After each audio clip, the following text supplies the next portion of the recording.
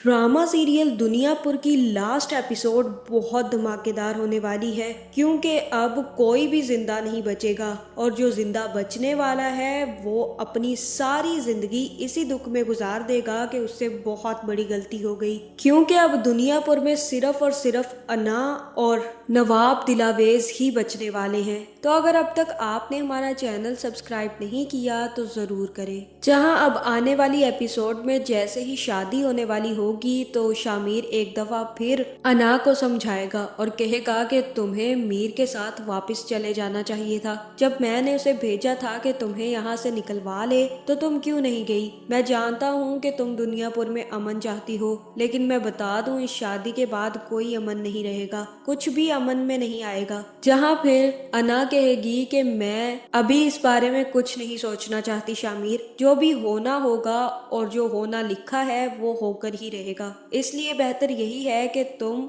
मुझसे शादी करो और बस जो होगा वो देखा जाएगा। जिसके बाद शामिर और अना की शादी होगी और जैसे ही शादी कंप्लीट होगी तो शामिर अना को लेकर अपने घर पहुंच जाएगा। जिसके बाद जमीर आकर नवाब को बताएगा कि आदम अना को लेकर चले गए हैं और पुलिस ने भी बहुत सारे आदमियों का खात्मा कर दिया है। इसी के साथ साथ उन्होंने हमारे भी आदमियों पर हमला किया है। जिसके बाद नवाब जामिर से कहेगा कि अब हमारे पास उतने ही आदमी बचे हैं जितने के आदमों के पास हैं। अब हमें हर हाल में उन पर हमला करना होगा और आज ही रात उन पर हमला करना होगा, वरना ना हमारे पास कुछ बचेगा और ना ही हमारे पास दुनियापुर रहेगा। इसलिए मैंने फैसला किया है कि हम आज ही हमला करेंगे। अब हम में से जो बचेगा वही दुनियापुर पर हुकूमत करेगा। जिसके बाद शामिर भी अना को अपने कमरे में ले जाएगा और अना से कहेगा कि तुम्हें जल्द से जल्द यहाँ से निकलना होगा,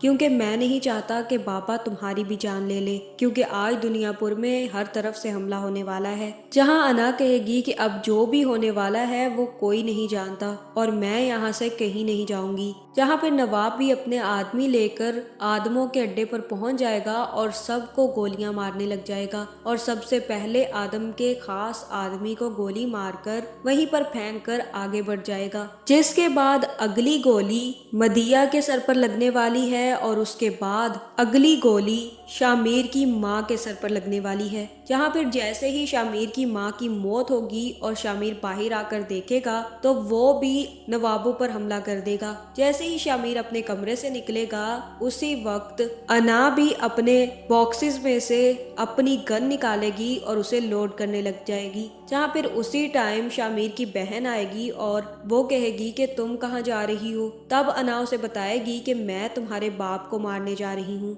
जहाँ फिर निम्रा कहेगी कि क्यों तुम मेरे बाप को क्यों मारना चाहती हो, तुम्हारे बाप की मेरे बाप से दुश्मनी है इस वजह से। जहाँ फिर अना निम्रा से कहेगी कि कुछ फैसले इज्जत मोहब्बत दुश्मनी के बलबूते पर नहीं लिए जाते, कुछ फैसलों के पीछे ऐसी ऐसी वजह छुपी होती हैं जिनको बयान करना लफ्जों में बहुत मुश्किल हो जाता है। इसलिए मैं तुम्हें नहीं बता सकती कि मैं तुम्हारे बाप को क्यों मारने वाली हूँ, लेकिन मैं अपने बाप के लिए तुम्हारे बाप को नहीं मारने वाली। जहाँ मुझे तो यही लग रहा है कि यहाँ पर अना निम्रा को भी मार देगी, या हो सकता है कि निम्रा को अपने बाप से बदला लेना हो क्योंकि उन्होंने उसके प्यारे को मार दिया था। इसी वजह से हो सकता है कि वो अना से कहे कि जाओ जाकर अपना बदला ले लो। जिसके बाद अना बाहर आएगी और बाहर जितने भी आदमी खड़े होंगे उनको गोलियां मारकर मार देगी। जहाँ फिर आदम भी अपनी माँ के साथ बाहर होगा और उसी टाइम पर अना वहां पहुंचकर नरोज आदम पर अपनी बंदूक तान लेगी।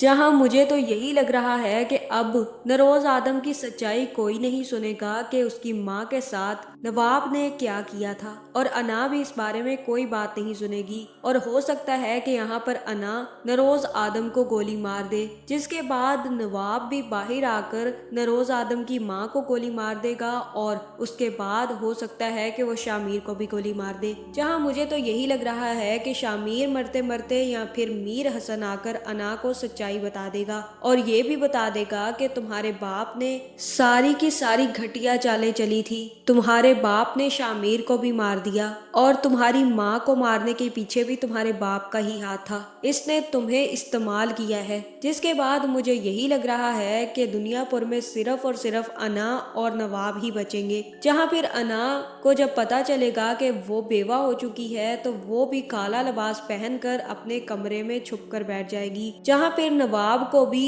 अब सबक मिलेगा और उसे पता चलेगा कि औलाद का दुख क्या होता है। जहाँ वो जब अना को इस तरह से लाश बने हुए देखेगा तो उसे बहुत ज्यादा तकलीफ पहुंचने वाली है और तब उसे एहसास होगा कि उसने शामिर को मारकर कितनी बड़ी गलती की है। तो इस ड्रामे की एंडिंग में मुझे तो यही लग रहा है कि अना और नवाब ही बचने वाले हैं। आपका इस बारे में क्या ख्याल है कमेंट करके जरूर बताएं और ऐसी वीडियोस देखने के लिए हमारे चैनल को सब्सक्राइब करना ना भूलिएगा।